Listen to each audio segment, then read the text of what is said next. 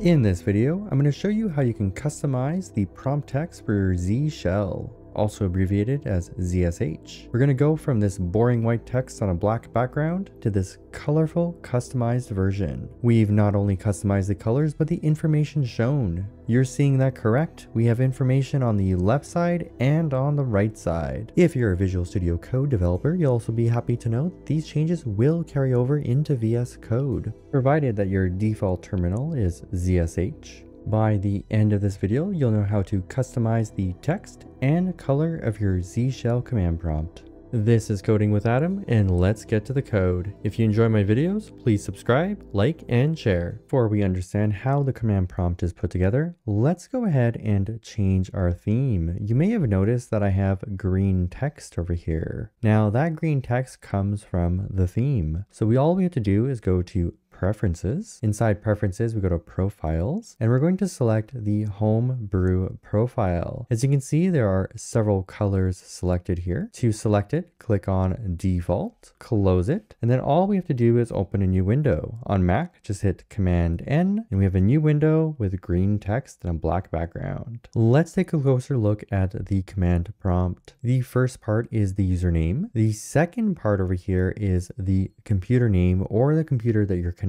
to. Then it's the current directory that you're in. When you're in a home directory, it shows a tilde. If we go ahead and we switch the documents directory, you'll see the tilde is replaced by the current directory, which is documents. The question that we ask next is, where do we get this default structure for our command prompt? Well, let's take a look at this diagram over here. There are two sets of settings for Z shell: global settings and user profile specific. In the global settings, we can find that in a folder in the root called private, etc., in a file called ZSHRC. Inside that file, we're going to find the default structure for our command prompt. And then inside our user profile, we're going to go ahead and override that structure. But how is that stored? Well, it's actually stored inside of an environment variable. It's stored inside the PS1 variable and also the prompt variable. And over here, I'm just illustrating they are exactly the same thing. So let's go back to our prompt and we're just going to echo out PS1. If we echo that out, we're going to see the structure of our command prompt. Now, doesn't that look really confusing? Well, that is the structure of our command prompt. Before we dive into that, let's go ahead and echo out prompt as well. And you're going to see that they're exactly the same value. Well, let's go ahead and take a closer look at the structure of our command prompt text.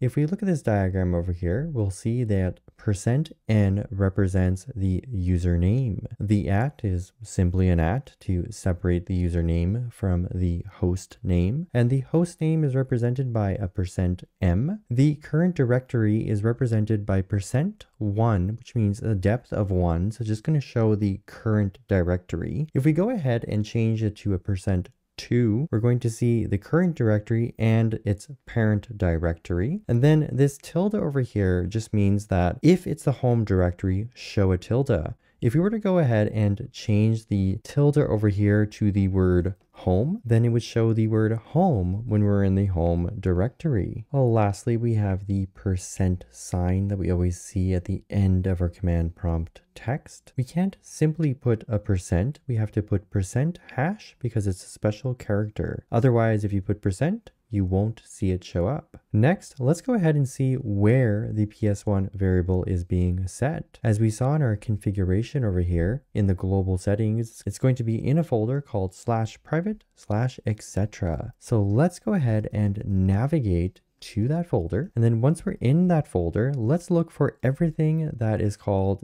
ZS, and I'll just put a star there. And you'll see there's the file that we're talking about. The current folder location that we're in, as I mentioned, is private, etc. And we're going to go ahead and open up this file and find that default configuration. So let's go ahead and open that file. Now what I'm using here is I'm using Visual Studio Code in order to open that file. Inside this file, if we scroll down to the bottom, we're going to find a comment that says default prompt, and this is where the PS1 variable is being set. Now we could go ahead and change the PS1 variable globally. However, if we change it globally, it will affect all the users on our computer. The best place to change it is inside our user profile. If we change it in our user profile, that means we won't affect other users on our computer. To change it on our user profile, we're going to have to go ahead and create a file called .zshrc in our home directory. Let's go back to our command prompt and switch to our home directory by doing cd tilde. Then we'll use a command called touch that will create a file for us if it doesn't exist. Let's go ahead and open that file. Your file may already have some information in it, as you can see mine already does. And then what we're going to do is in this file, we're going to modify our PS1. In fact, we can just copy the PS1 that we have inside of our global file and paste that into our local file. Let's go ahead and make a change. As we know, our %n represents the username. However, let's put Batman. Then inside our command prompt, if we open up a new command prompt, we're going to see that it loads in that PS1 variable and changes it to Batman. However, if we go back to this command prompt, which still says Atom, every time I hit enter, you'll see that it's still Atom. We can load in those environment variables using source. Then we provide the file name, hit enter, and now it says Batman. Another way that we can kind of play around with this environment variable is we could just copy the PS1 over here, and locally in this command prompt, I'll do an export, and I'm going to set the PS1 and I'm going to change it to Robin. Hit enter, and now it says Robin. However, this is only applied to this instance or this session of this terminal. If I open up a new one, it's still going to be Batman, which is the value inside of our .zshrc file. Another thing to note is that since our PS1 and prompt are exactly the same thing, we can actually go ahead and just change this to prompt. Go back to our command prompt and do a source to check, and we can see it still says Batman. And let's just do a couple more modifications over here. Let's say that we don't care about the host name. We can go ahead and remove that. And then for the end over here, instead of putting the number sign, let's put a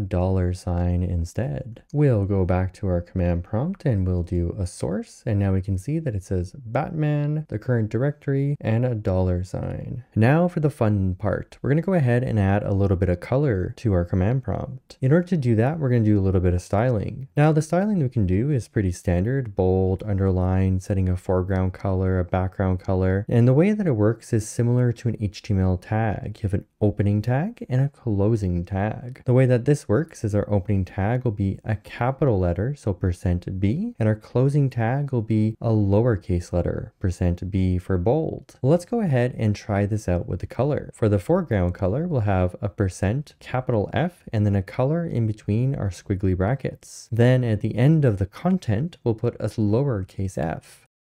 Let's go back to our configuration file, and inside our configuration file, at the beginning, I'm going to put a %F, then our squiggly brackets, and I'll put a color inside here. Let's put the color magenta. Then at the end over here, I'm going to put a %F. Our content is in the middle, in between our %Fs with a color selected. So let's go ahead and try this out. We'll save it, go back to the command prompt, execute source, and we can see that the color is changed.